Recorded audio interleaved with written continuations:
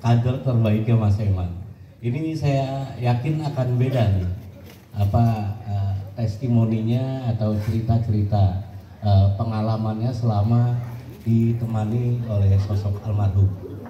Karena pasti posisinya akan banyak hal-hal yang berbentuk spirit atau nilai-nilai yang bisa kita ambil. Tadi Mas Hanif kan lebih pada posisi teman seperjuangan ya.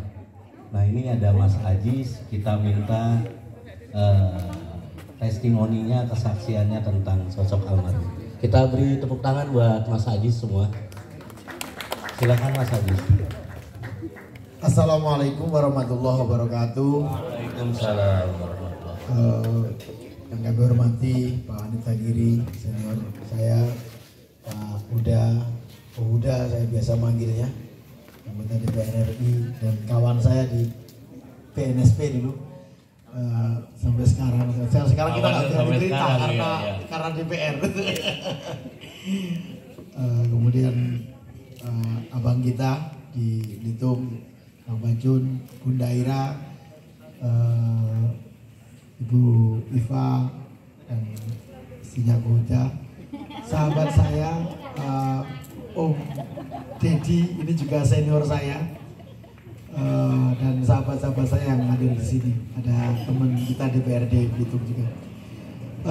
Bapak Ibu dan sahabat-sahabat yang kami hormati, seperti yang disampaikan Mas Hanif, saya ini Mas Eman tuh bagi saya adalah wasilah. Wasilah saya ke PMII, wasilah saya ke PMI pada yang lebih tinggi ya, wasilah saya ke PKB, wasilah saya ke NU. Jadi memang saya masuk Jakarta itu almarhum yang membawa saya ke Jakarta. Jadi saya masih ingat betul waktu itu, waktu zaman baru dipecat oleh Gus Dur ya. Zaman Gus Dur saya waktu itu main ke Jakarta. Saya masih ingat di Jalan Garut, Pak Hanif. Mas Eman masih ketua DKN Garut. Nah saya waktu itu masih ingat, saya ke Jakarta itu tidak bawa baju ganti karena cuma mau sehari. Kemudian ya biasa kalau di Garda Bangsa itu waktu itu bener-bener ya diskusi sak kapoe kalau malam itu. Kemudian pagi-pagi saya pamit, Mas izin mau balik ke Jogja. Kamu ngapain di Jogja katanya? Kan udah lulus. Ya, karena kita pengurus cabang, kita jawab ngurus cabang masih Mas. Udah di Jakarta aja. Saya juga nggak tahu di Jakarta mau diperintah apa juga nggak tahu. Tapi karena kita di Jogja nih diajari, kalau saya diajari Mas Dedi ini, kalau diperintah senior itu pokoknya meskipun bisa nggak bisa bilang bisa. Gitu. Nah, sehingga siap Mas. Nah, baru kemudian saya pamit ke Jogja ngambil pakaian, dan ketika di Jakarta kita juga nggak tahu ditugasin apa. Cuman perintahnya beliau itu, kamu kalau pagi jam 7 harus bangun. Ada perintah atau enggak ada perintah, jam 7 bangun. Nah, karena kalau kamu mau hidup mulia di Jakarta tuh bangun pagi. Itu yang memang jarang dimiliki aktivis di Jakarta. Bangsawan.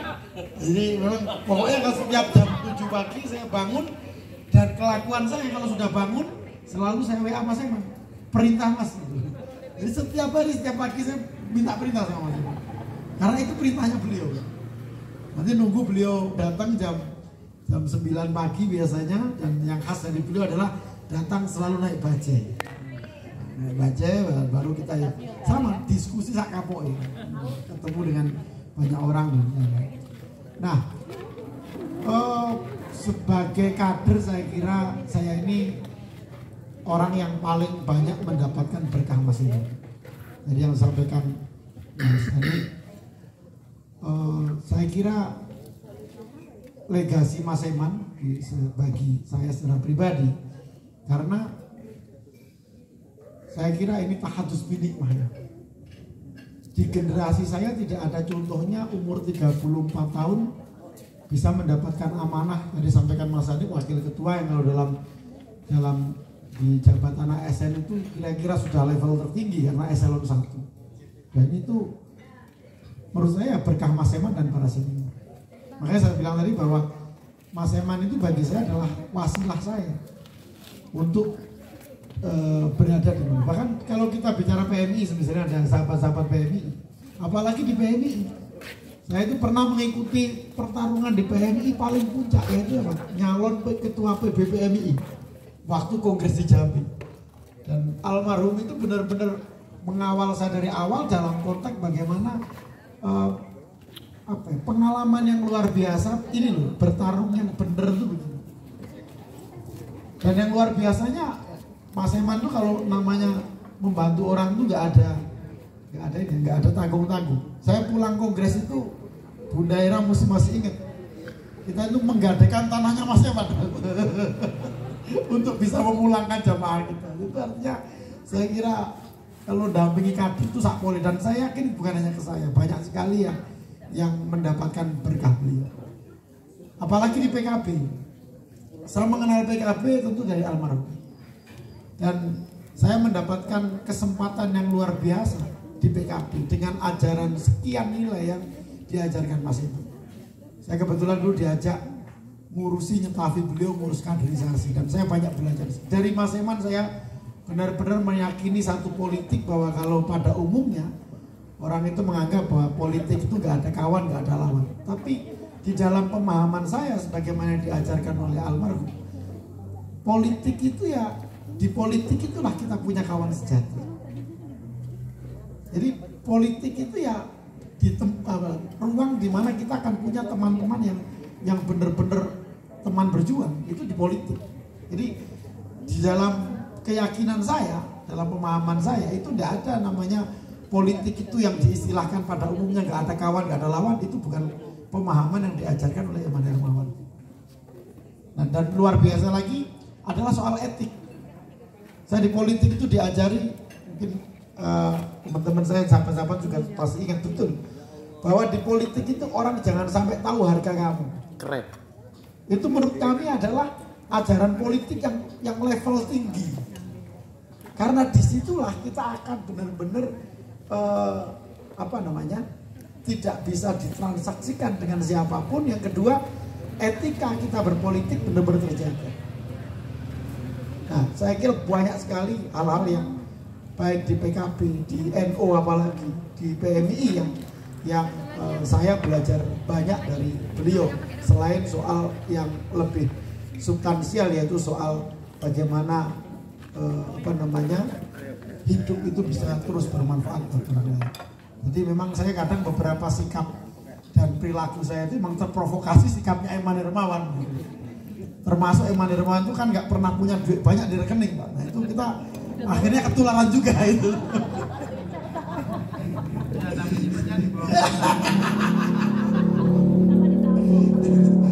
Karena Mas Eman Hermawan itu bukan ajaran, saya kira nyimpen duitnya ya di teman-temannya itu gitu. Bahkan tadi kalau dibilang Mas Eman ini idenya besar, banyak sekali ide-ide mulai dari kambing, dan kita ngikuti semua waktu itu. Saya kira-kira saksi hidup lah dengan ide-ide nyari kelinci, nyari ikan, nyari apa yang saya bukan generasi yang bunga, kalau bunga saya belum sama Mas Eman itu. Termasuk yang terakhir kebun kopi, kemudian buah-buahan di mana? Di Belitung, taman kupu-kupu ya Bunda. Nah, ini ide-ide yang luar biasa. Makanya kadang orang juga meniru dengan levelnya yang berbeda. Jadi ada yang lebih kreatif, ada juga yang tidak jadi. Nah, saya kira kesimpulan tentang Mas Eman bagi saya adalah ya saya beberapa hal itu yang benar-benar tadi itu benar-benar terprovokasi, termasuk perilaku politik berpergerakan dan berpolitik di Indonesia. Saya kira itu ya tidak ada banyak hal nanti yang mungkin bisa disampaikan Kota dan sahabat beliau yang lebih lama menemani Mas Eman. Terima kasih. Assalamualaikum warahmatullahi wabarakatuh.